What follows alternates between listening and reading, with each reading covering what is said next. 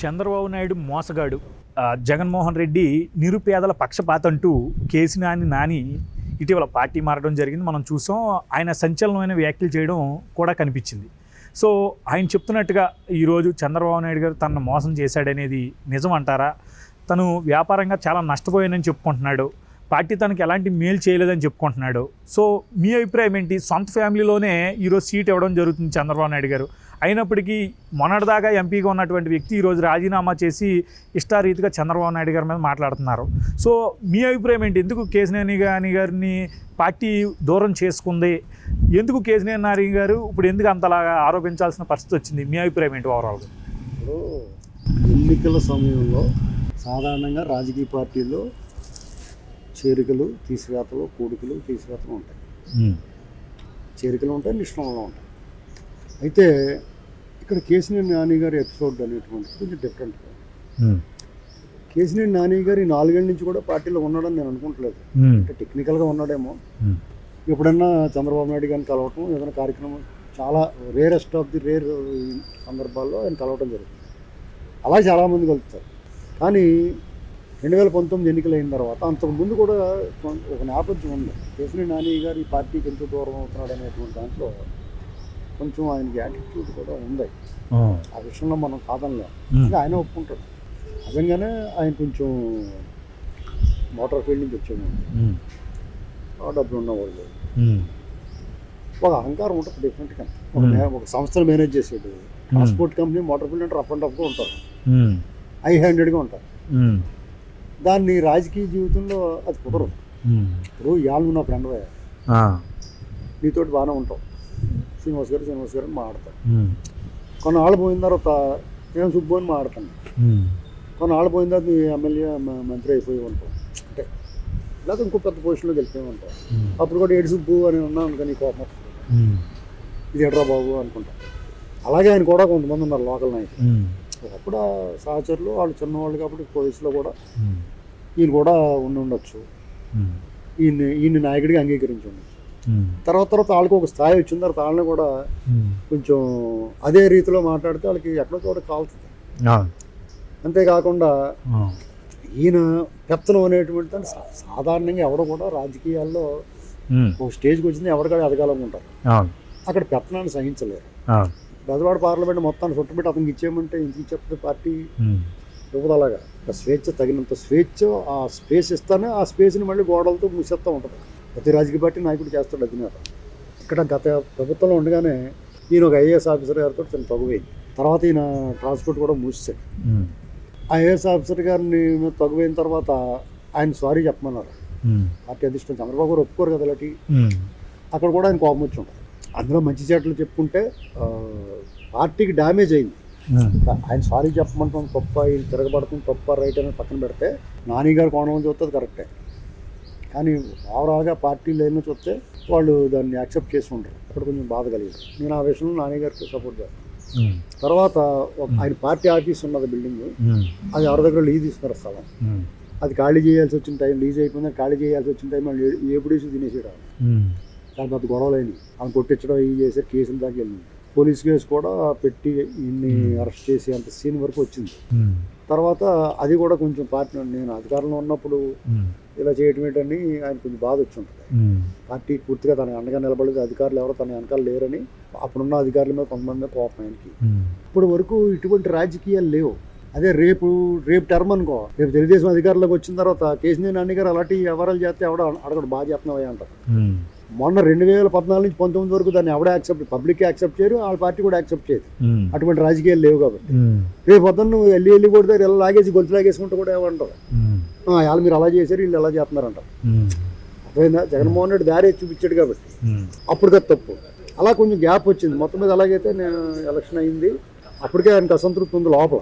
తర్వాత ఆయన ఎలక్షన్ అయిపోయిన తర్వాత ఇంకా ఆయన మొదలెట్టాడు. అటు వీక్ అయ్యేటప్పటికి ఏం చేస్తారు, కొంచెం తోగలెగుతుంది కదా.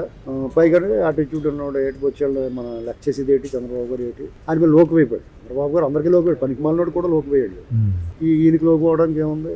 సహజంగా సిట్టింగ్ ఎంపీలని అంత గమ్ముని మార్చరు, ఎందుకంటే సిట్టింగ్ ఎమ్మెల్యేలను కూడా మార్చరు. మొన్న అంత వేవ్లో కూడా వచ్చినటువంటి వ్యక్తిని మరి పార్టీ తీసుకున్న నిర్ణయం కరెక్ట్ అంటారా? పార్టీ నిర్ణయం తీసుకోలేదు, ఆయన తీసుకున్న నిర్ణయం.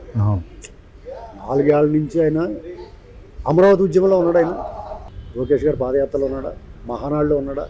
మహానాడు 2 మహానాడు కాలేదు, నేను పిల్లలు పుట్టట్లేదు అన్నాడు కదా. ఏ కార్యక్రమంలో పాల్గొన్నాడు ఆయన అన్నాడు. కానీ ముఖ్యంగా పీడబ్ల్యూడి గ్రౌండ్స్లో అంబేద్కర్ విగ్రహం పెట్టారు. అంబేద్కర్ స్మృతివనం చెప్పి బ్రహ్మాండమైన ప్లేస్ ఇచ్చి దాన్ని ఒక మాన్యుమెంట్ లాగా ఏకంగా దాన్ని ఒక సందర్శనీయ స్థలం, టూరిస్ట్ ప్లేస్లో చేద్దామని చూశారు బాబు గారు. అక్కడి నుంచి అది తీసేసి ఇక్కడ పెట్టి అక్కడ లేకుండా చేసి ఇక్కడ చెడగొట్టాడు. ఈ నగరం నడిబొడ్డులో ఆ ట్రాఫిక్ ప్లేస్లో ఎవడ ఆగుతానుకుంటుంది, అక్కడ ఎవరికైనా ఆహ్లాదం ఉంటుందా? అప్పుడు నా బెజవాడ తోపుని బెజవాడ అధిష్టారాలన్నప్పుడు ఇక్కడ పెడతాను కుదరదు, అక్కడే పెట్టాలి, నువ్వు అక్కడ కేటాయించారు కదా 150 ఎకరాల్లో పెట్టాల్సిందని ఇక్కడ తీసుకొచ్చి పెడతామేటా నువ్వు అని అడిగాడా? లేకపోతే జగన్మోహన్ రెడ్డి గారు ఆ రాజధాని విషయం అంత విధ్వంసం చేస్తుంటే కనీసం నేను బెజవాడ అభివృద్ధి కోరుకుంటాను ఇలాంటివన్నీ మాట్లాడేవాడు. నువ్వు ఆ ప్రాంతాన్ని నువ్వేం చేసావు? ఇలాగ ఆయన కావాలని తెలుగుదేశం లైన్కి వ్యతిరేకంగానే ఉన్నాడు. బొట్టెడికి ఏకెత్తారు, ఎవరికి ఏకెత్తాడే బొట్టెట్టి, ఇలాంటివన్నీ చూసేటప్పటికి తెలుగుదేశం వాళ్ళు మరి అలాగే కొంచెం ఆయన మీద ఏమనలేక అలాగే చూస్తూ ఉన్నారు. ఆ బొకే ఇన్సిడెంట్ కూడా, బొకే ఇన్సిడెంట్ ఒకటి, అది ఇలాగే 1-2 కాదండి, కనిపించలేని అని మరి వీళ్ళకి అర్థమైంది. ఇతను మనకు పనిచేయడు, ఇంత వ్యతిరేకత ఉండి మన మీద ఇంత దుమ్మెత్తిపోతున్నాడు, ప్రైవేట్ సంభాషణలో ఇన్స్టాల్ మాడుతున్నాడు, పైగా కొడాలి అని దుర్గంధం దుర్వాసన వచ్చేది అతని నోరు. అతని పక్కన కూర్చొని మాట్లాడతాడు. పొలంనేని వంశీతో మంచి సంబంధాలు ఉన్నాయి, వైసీపీ వాళ్ళు అందరితో బ్రహ్మాండంగా ఉంటున్నారు. ఇవన్నీ చూసిన తర్వాత ఆల్టర్నేటివ్ డెఫినెట్గా చూసుకుంటుంది పార్టీ. ఆ క్రమంలో వీళ్ళ తమ్ముడు కూడా వచ్చాడు లైన్లో. అది ఆయనకి పుండిమే కారం చేయనట్టు ఉంటుంది. ఇంకా ఆయన చేస్తాడు, కానీ వాళ్ళ తమ్ముడు వాళ్ళిద్దరికి కొంత విభేదాలు, వ్యక్తిగతం, కుటుంబం కదా. రాజకీయాల్లో ఉన్నప్పుడు అనేక మందికి ఒకరికొకళ్ళు పనులు 2 గ్రూపులు 3 గ్రూపులు ఉంటారు. వాళ్ళు పడకపోతే మనం ఏం పార్టీకి అధిష్టానానికి దానికి సంబంధం ఉంటుంది.